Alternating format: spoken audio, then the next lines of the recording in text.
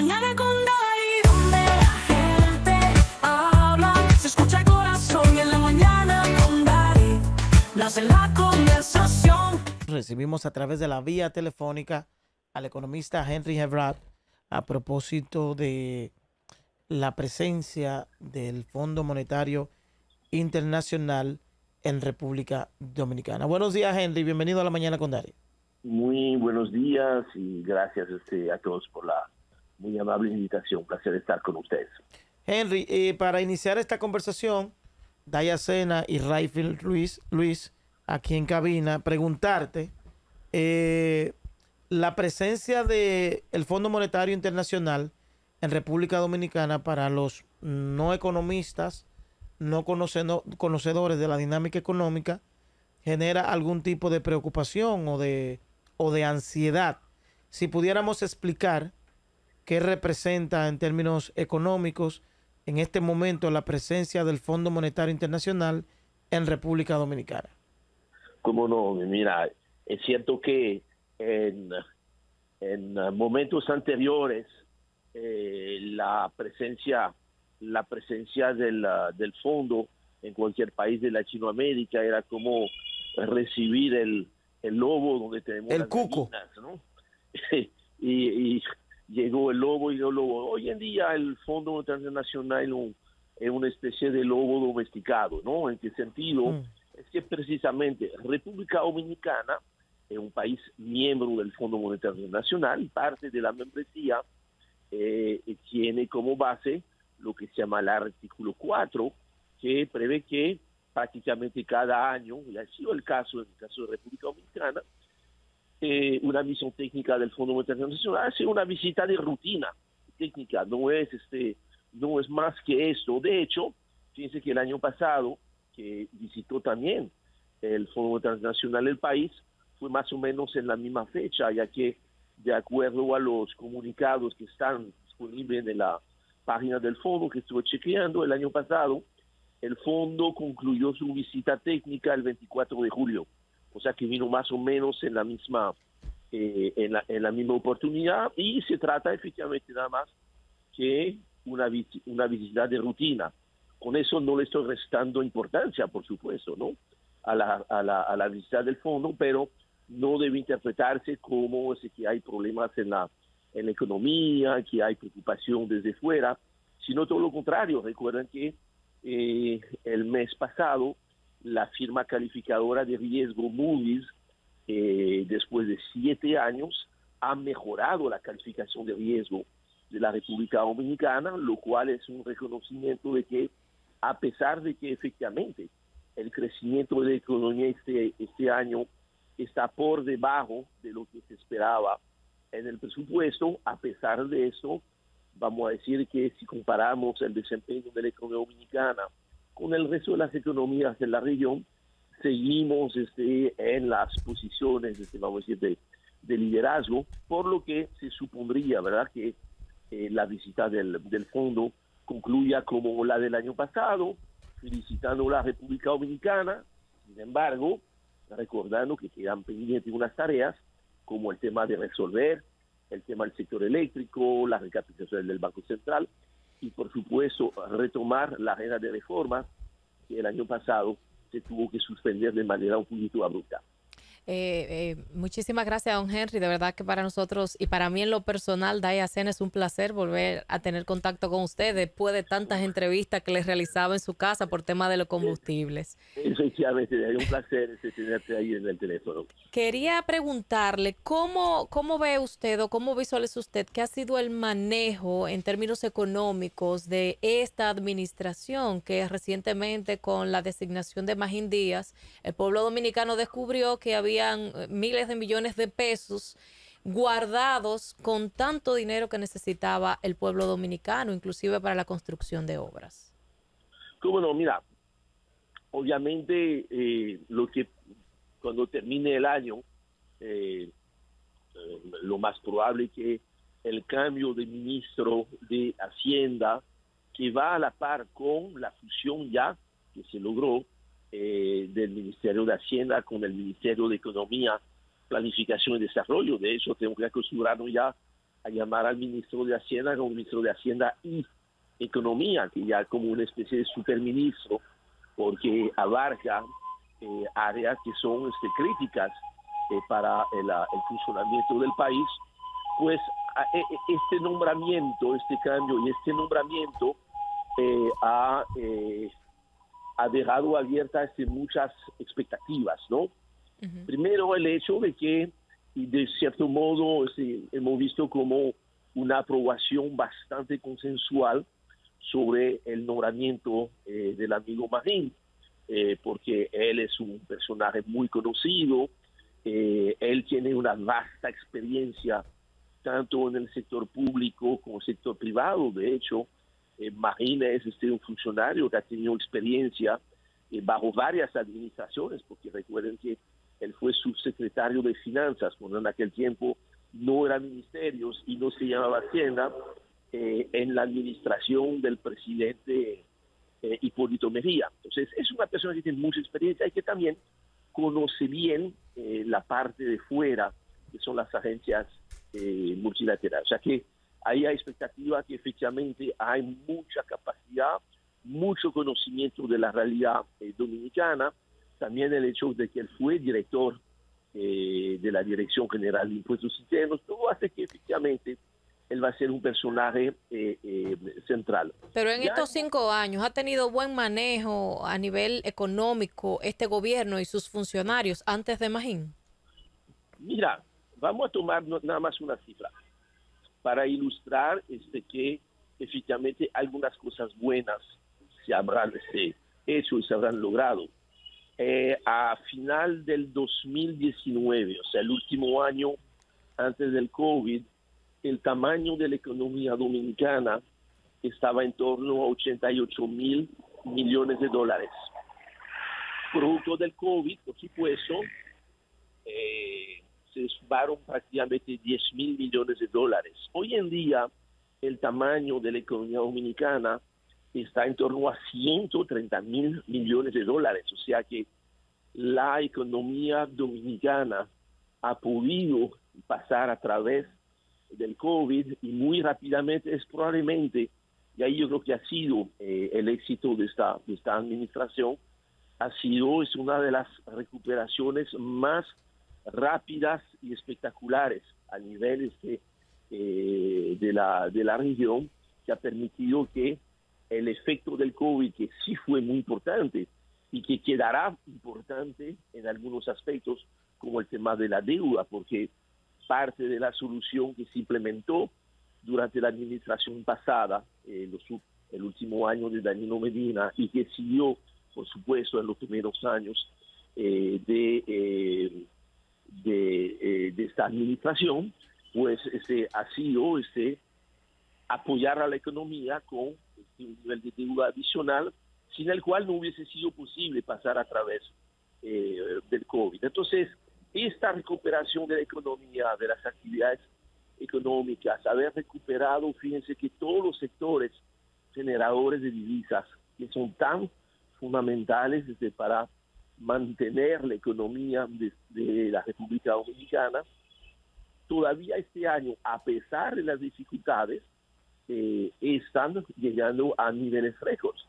Que sea el tema de las remesas. El tema de las remesas no se puede considerar como un logro de ningún gobierno, de ningún estado, ¿no? Pero eso ha sido una ayuda muy importante, más de 11,000 millones de dólares. Ahora, el resto sí, el sector exportador, tanto nacional como zona franca, la inversión extranjera que muestra el nivel de confianza e interés que existe desde fuera, y por supuesto el sector turismo. Eso nos muestra que, mira, de manera global, la apreciación que se tiene de la República Dominicana desde fuera hace que hoy en día el país más atractivo en la región para un inversionista fuera de Guyana por el boom del petróleo es la República Dominicana. Y no lo es solamente por el tema económico.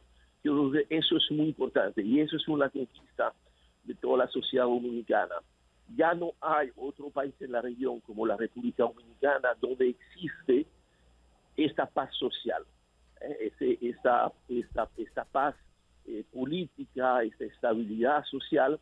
Eso es un clima de tranquilidad que se ha perdido prácticamente ya en todos los países de la región, y eso hace que hoy en día la República Dominicana sea tan atractiva, no solamente porque hay crecimiento de las actividades económicas, sino que aquí hay seguridad para ir emprendiendo. Señor Henry, ¿cómo está? Gracias. Raifi Luis de este lado. Placer. Para el primer trimestre de este año 2025, la República Dominicana tuvo un déficit neto de unos 77.012 millones de pesos. ¿A qué usted le atribuye esto? Y segundo, ¿considera usted que debe de existir una reforma fiscal en los próximos años? Cómo no, vamos por partes. Primero, la realidad de la República Dominicana desde el año 2008 ha sido que cada año se produce un déficit fiscal, o sea que los ingresos que recibe el gobierno central no son suficientes para cubrir las obligaciones, los gastos e inversiones. Poca recaudación, entonces. No, es una combinación de varias cosas. Hay que discutir el tema, y precisamente es parte de la respuesta, ¿no?, de la segunda pregunta, que es el tema de la reforma. Pero primero, entender que efectivamente, mira, ha sido ya una normalidad de la economía dominicana de tener déficit. El tema del déficit es cuál es el nivel de déficit que puede ser, entre comillas, aceptable o soportable.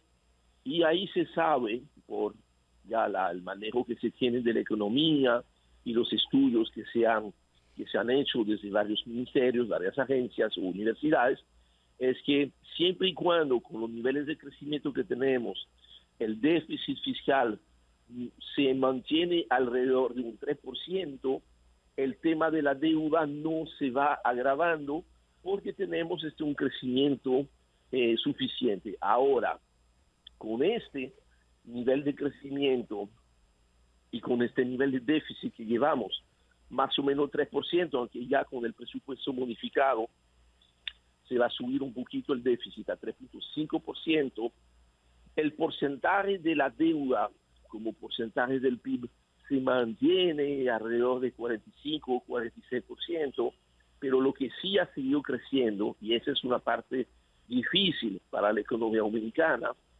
es el peso relativo del servicio de la deuda, o sea, el pago de los intereses. Y eso es la parte más importante cuando uno se pone a analizar el tema de la deuda.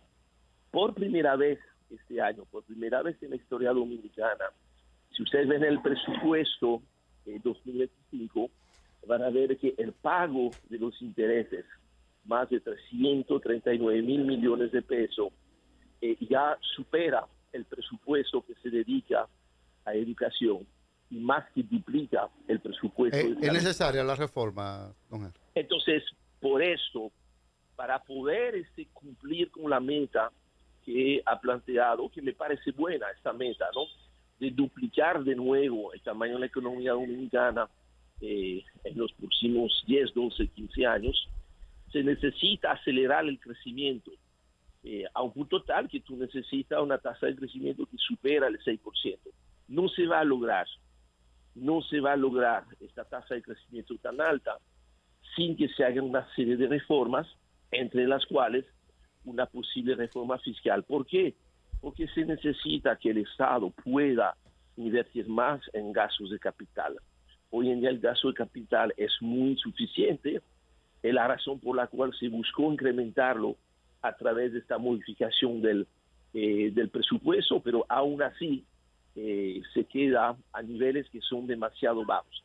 Es la razón por la cual, pues sí, efectivamente, y ustedes verán en el informe final del Fondo Monetario Internacional, volverá a colocar básicamente lo que había colocado el año pasado, de que es importante aprovechar las buenas condiciones de la economía dominicana para tener un espacio fiscal un poquito más amplio que permita entonces mayores inversiones por parte del Estado, reducir las pérdidas inaceptables por su nivel del sector eléctrico, y 3, aumentar recaudaciones, pero principalmente a través de la reducción de los incumplimientos, de la evasión y eso especialmente en el caso del ITEVIS y del impuesto sobre la renta. Todas esas cosas toman su tiempo. No se trata de una reforma que se haga en un solo año, sino de manera paulatina, progresiva, y como lo dijo el año pasado el propio presidente de la República,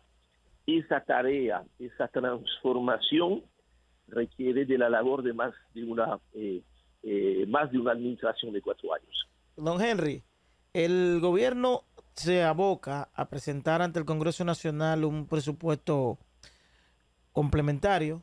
Sí. Y la estructura del presupuesto complementario establece que una partida corresponde a dinero dejado de ejecutar por algunas instituciones. La otra partida es de préstamos que también el gobierno ha realizado y que no se han destinado al fin para el cual se tomaron. Y el tercer elemento es completar con nuevos préstamos. Y uno se pregunta, dentro del marco de la ignorancia en términos económicos, si esa receta es correcta desde el punto de vista económico, factible para las finanzas de República Dominicana, y qué tanto puede impactar el hecho de que el gobierno dominicano se aboque a tomar préstamos y sea prácticamente incompetente en la ejecución de esas necesidades. Es decir, que si el gobierno dice necesitamos dinero para tal o cual proyecto de desarrollo o de infraestructura, pero al final no ejecuta ese dinero y luego tenemos que colocarlo en un presupuesto complementario, uno dice, pero ¿a qué obedece todo esto? ¿Cómo no? Mira, primero vamos a hablar de los números.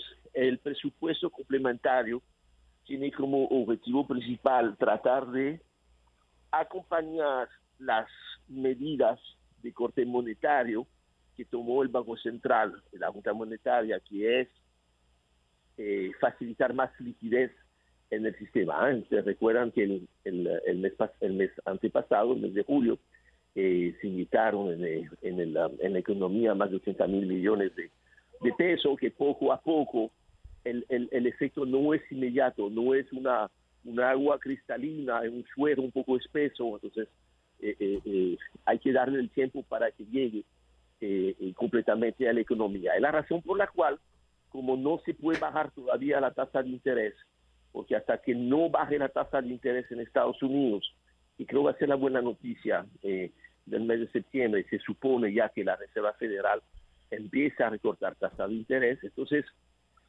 la medida que se ha tomado, y eso muestra ahí una mejor coordinación entre Banco Central y Hacienda. De hecho, la participación conjunta del ministro Marín Díaz y del gobernador del Banco Central conjuntamente con el fondo dio una muy buena indicación de eso, una buena coordinación de la parte monetaria y la parte fiscal. La parte fiscal quiere decir el gasto desde el Estado. Ahí el presupuesto modificado, que falta por ser aprobado por el Senado, llevaría 69 mil millones de pesos adicionales a lo que había en el presupuesto. Primero, antes de ver ya cómo se está financiando eso, es importante ver cuál es el destino de eso. De esos 69 mil millones, prácticamente la mitad, 34 mil millones de pesos son incremento del gasto de capital. Son 35 mil millones de pesos adicional. Se entiende que cuando el Estado invierte en obras importantes o pequeñas, eso tiene un efecto multiplicador en la economía. Eso es positivo, eso va a ayudar a recuperar la economía. Ahora bien, un factor crítico, hay un factor clave, va a ser la ejecución, la velocidad de ejecución. Hay que tomar en cuenta que queda nada más septiembre, octubre, noviembre y parte de diciembre para ejecutar este dinero adicional, además del dinero que había en el presupuesto. Ahora, el resto del dinero es importante subrayar que hay 22 mil millones de pesos, de los 34 que quedan, hay 22 mil millones de pesos que sirven lamentablemente para 20 mil millones adicionales para cubrir las pérdidas de las empresas de distribución estatal de electricidad. El presupuesto de las EDES contemplaba que el gobierno central iba a transferir 83.000 millones de pesos, que es mucho dinero. Wow. Pero 22.000 millones menos que el año pasado. La esperanza era que efectivamente ese monto pueda ser inferior al año pasado. Definitivamente los números que se tienen del primer semestre confirman de que lamentablemente no ha habido mejora en este aspecto.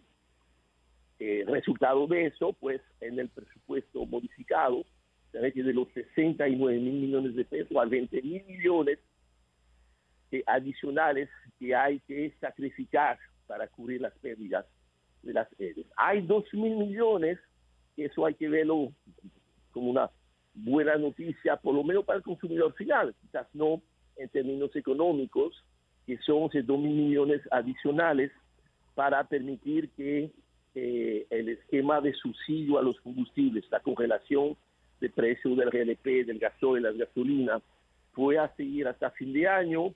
Había un presupuesto de 10.000 millones de pesos para este año. Hubo que meter 2.000 millones de pesos adicional para estar seguro, ¿no?, de poder llegar hasta el fin del año manteniendo congelado los precios. El resto es una serie ya de proyectos menores, de ajustes y eso. Entonces, ¿cómo eso se está financiando?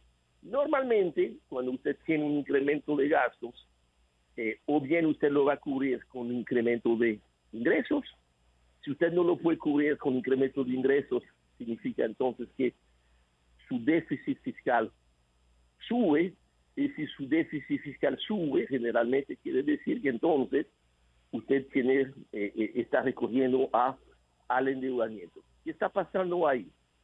Ahí los documentos que fueron facilitados para la aprobación de este proyecto muestran que hay una serie de partidas que provienen de dinero que vienen de dinero que se ha guardado, que se está recuperando de varias agencias, ¿no?, del Estado. Eso había ocurrido en años anteriores, donde, por ejemplo, para dar un ejemplo, la empresa de transmisión eléctrica, que tiene como ingresos principales el peaje que le está cobrando a las generadoras, a las distribuidoras por tener esas redes, generalmente supera el uso que hace con eso. Entonces, si hay balances a favor, pues entonces el Estado le pide, bueno, devuélveme eso. Don Henry, sí. Hay una dinámica económica en la República Dominicana reciente vinculada al tema de la justicia, que es los denominados equipos de recuperación de patrimonio público, que son a través de medidas judiciales, se ha recuperado una gran cantidad de dinero, y el más reciente es el caso de Masi Montilla, que entrega voluntariamente 2.000 millones de pesos, 2.000 millones de pesos para la Procuraduría, 400 millones para las sedes, para DGI y otros 600 millones para las EDES. Ese dinero de los 2.000 millones de pesos, ¿a qué cuenta va? ¿Qué uso se le da a ese dinero? ¿Ese dinero vuelve al presupuesto nacional? ¿O cuál es la ruta que toma ese dinero en función de que si el pueblo dominicano sería beneficiario o puede ser beneficiario de manera directa o indirecta de esos bienes recuperados? Primero, la buena noticia es que son recursos extraordinarios que no estaban contemplados en ningún presupuesto, y yo entendería que no estaban contemplados tampoco, ¿no?, en el presupuesto modificado, por lo que eso debería de ayudar a bajar la necesidad que faltaba, ¿no?, de financiar, que serán unos 10.000 millones de pesos, que es lo que aumenta el déficit fiscal. Efectivamente, hay que ver bien, es un punto que es muy válido, hay que ver bien cuál es la ruta de cada una de las partidas, porque cada una por su naturaleza está relacionada con entidades diferentes. Lo que entra a la DGI es parte directamente de las cuentas oficiales del Estado, porque la DGI es una de las 3 agencias recaudadoras, conjuntamente con Tesorería y Aduana. Entonces, eso incrementa directamente los ingresos del Estado. Y de cierto modo, lo que va a estar entrando la Procuraduría, que es uno de los centros de gasto, ¿no?, del gobierno central, va a estar recibiendo unos ingresos extraordinarios, y en algún momento lo que no se ejecuta termina por regla general devolviéndose a la cuenta general, a la cuenta única. ¿Pero ese dinero va directamente a la cuenta de Procuraduría o va directamente a la cuenta general, a la cuenta única del Tesoro, como le llamaban antes? Ese es un punto para el cual yo te debo la bolsillos de quién. Wow. Pero eso debe ser una preocupación de que no se conoce, porque aquí estamos hablando de que el gobierno dominicano, dijo el presidente, haber recuperado más de 20,000 millones de pesos producto de cualquier modo, pero ahí tú tienes razón, ¿no? Es importante desde un punto de vista de transparencia y después de seguimiento, cuál es la ruta en este caso. Generalmente, y ahí hay que ver, porque como es, podemos decir, por la procedencia de este dinero, eso corresponde a una serie de rutas que están muy claramente establecidas, ¿no?, en los códigos, en los procedimientos, ¿no? Ahí sí, debe ser muy fácil que las autoridades indican si está entrando directamente en una cuenta de la Procuraduría o si entra directamente para cuenta de la Procuraduría en una de las cuentas centralizadoras de la Tesorería. En todos los casos, esto va a ser registrado en el año 2025 como un ingreso extraordinario del Estado, porque en ambos casos, independientemente de la cuenta bancaria en la cual está entrando, eso va a ser parte de ingresos extraordinarios que tiene el Estado, y eso ayuda o bien a reducir el déficit, o bien, si se decide reinvertir este dinero, no subir, no bajar el déficit, mantenerlo igual, pero teniendo una mayor cantidad de inversión. Ahí es importante señalar que esos dineros no están nominalmente en el proyecto de presupuesto reformulado, porque por supuesto yo entiendo que cuando se estaba elaborando esta pieza todavía no se había logrado oficialmente, ¿no?, finalmente este acuerdo, pero es un dinero importante, sí. Don Henry, breve, ¿afecta a la economía de un país el tema de los financiamientos a los partidos políticos? Esa es una buena, esa es una buena pregunta. Y créeme una cosa, esta pregunta es válida aquí, es válida en todos los países. Es un tema de mucho debate. Hay que recordar que efectivamente a través de la Junta Central Electoral se contempla en años normales que no hay elección un cierto monto que se va distribuyendo en función de la categoría, ¿no?, que lleva cada uno de los partidos, si mayoritario, minoritario, si es chiquito, y en función de eso se distribuye este dinero. Por supuesto, el hecho de que se está financiando de manera oficial los partidos, uno lo pudiese ver como un dinero menos disponible para otras partidas como salud, educación y otros. Ahora, también el hecho de que hay un financiamiento oficial, también lo que se busca como objetivo, y eso quizás el resultado no es completo, porque es muy difícil en todos los países, de que eso permitiría mayor transparencia en cómo se están financiando los partidos, porque si hay un financiamiento oficial, se supondría, ¿verdad?, que los aportes privados sean mínimos o muy bien, vamos a decir, muy bien identificados. Creo que en esta materia todavía hay mucho que hacer, porque sí estamos viendo que en el caso de República Dominicana el costo de las elecciones, digo, no solamente para el Estado, sino que para la sociedad en general, estamos viendo que los presupuestos que tienen que gastar candidatos, a veces para puestos, porque es un tema muy, muy complejo. Don Henry, muchísimas gracias. Agradecer a Henry Gebra, economista, por poner en contexto de manera didáctica el tema económico en República Dominicana. Y luego lo esperamos por aquí, don Henry, que venga personalmente. Con mucho gusto, muchísimas gracias por la invitación y siempre a la disposición de ustedes. Cuídense mucho. Feliz resto del día. Gracias a usted, gracias. Muchísimas gracias, don Henry. Miren, señores, hay una información que está saliendo el día de hoy. El expresidente de la República, Danilo Medina, presidente del Partido de la Liberación Dominicana, ha hablado con respecto al reciente caso que mencionaba Dari, nombrado por el Ministerio Público, pulpo eléctrico, pero que se incluía dentro del caso, nombrado también por el Ministerio Público, antipulpo. Estamos hablando de su cuñado Maxi Montilla, que es el que va o tiene que devolver cerca de 3,000 millones de pesos. Vamos a colocar una nota de voz de una llamada que realizó al programa matutino de Sol, ¿verdad? Sí. Para que, de Sol, de RCC Media, exactamente, para que ustedes escuchen lo que dijo el expresidente Danilo Medina con respecto a ese acuerdo que hizo Maxi Montilla. Comunicó a su hermana, mi esposa, que había llegado a ese acuerdo y ella no estuvo de acuerdo. Y entonces ella le pidió que me visitara para que me explicara. Entonces él vino a mi casa y me dijo que había llegado a un acuerdo con el Ministerio Público. Y yo le pregunté que en qué consistía ese acuerdo.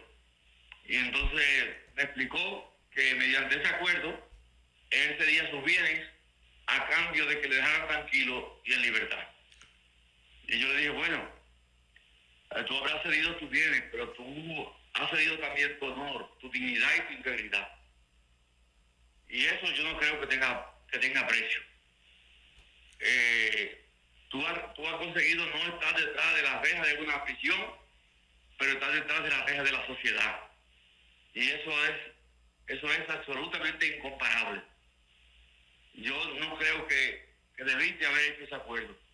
Pero como tú no me pediste mi opinión, yo no tengo por qué exigirte que me la dé, porque tú no me debes por qué darme ninguna opinión. Bueno, esas fueron las declaraciones. Él no estuvo de acuerdo con ese acuerdo, valga la redundancia y la similitud de palabras, que hizo Maxi Montilla con el Ministerio Público para devolución de bienes, a cambio de no guardar. Y es verdad que Danilo Medina sí desconocía de lo que hacían los hermanos, Maxi Montilla. Cuñado, hermano. Bueno, ¿Usted es que es amigo de Danilo? Yo creo, no, No, de él no.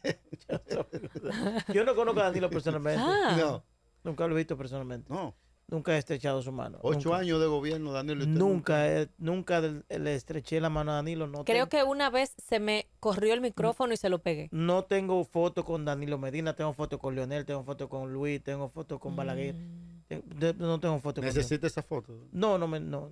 Ya Pero no. mira, el caso de Maxi Montilla tiene varias aristas.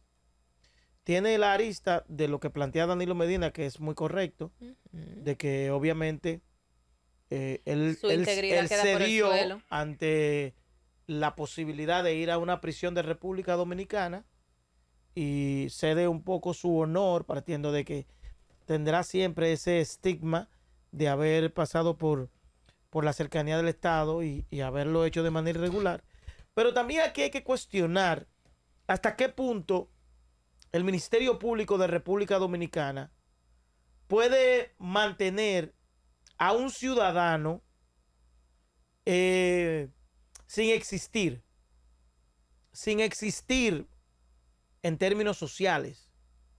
Porque Maxi Montilla, y esto no es una defensa, Maxi Montilla ha estado por más de 4 años en una incertidumbre, en una parálisis económica, en una parálisis social que no le ha permitido ser un ciudadano normal.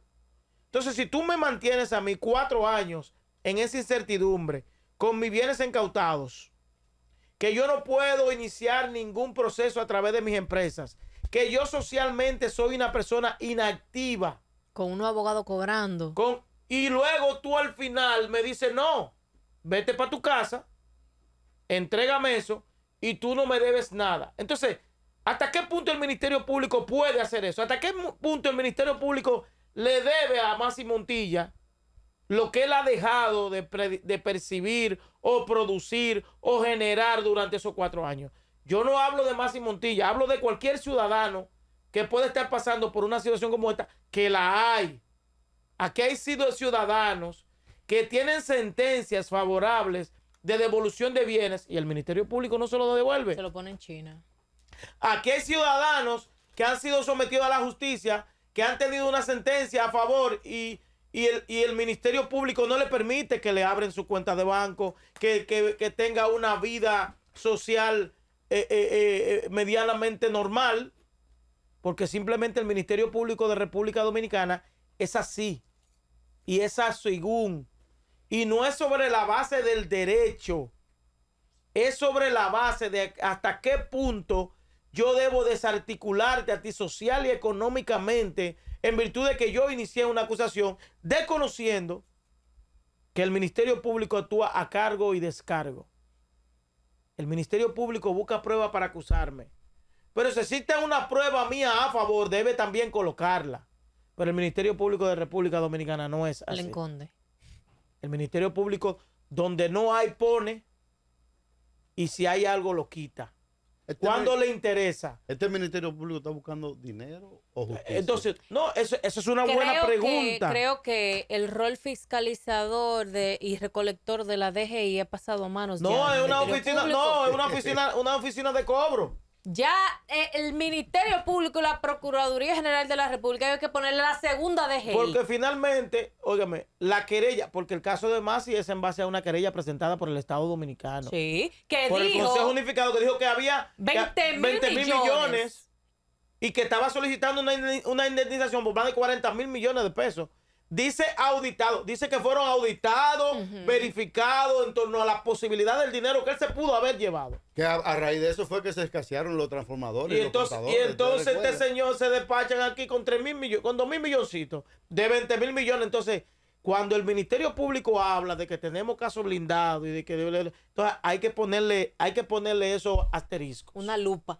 Hay que ponerle asterisco porque aparentemente en República Dominicana esto es según. Y yo le digo todos los días a los ciudadanos dominicanos y sobre todo a los funcionarios, eviten caer en la mano de este Ministerio Público.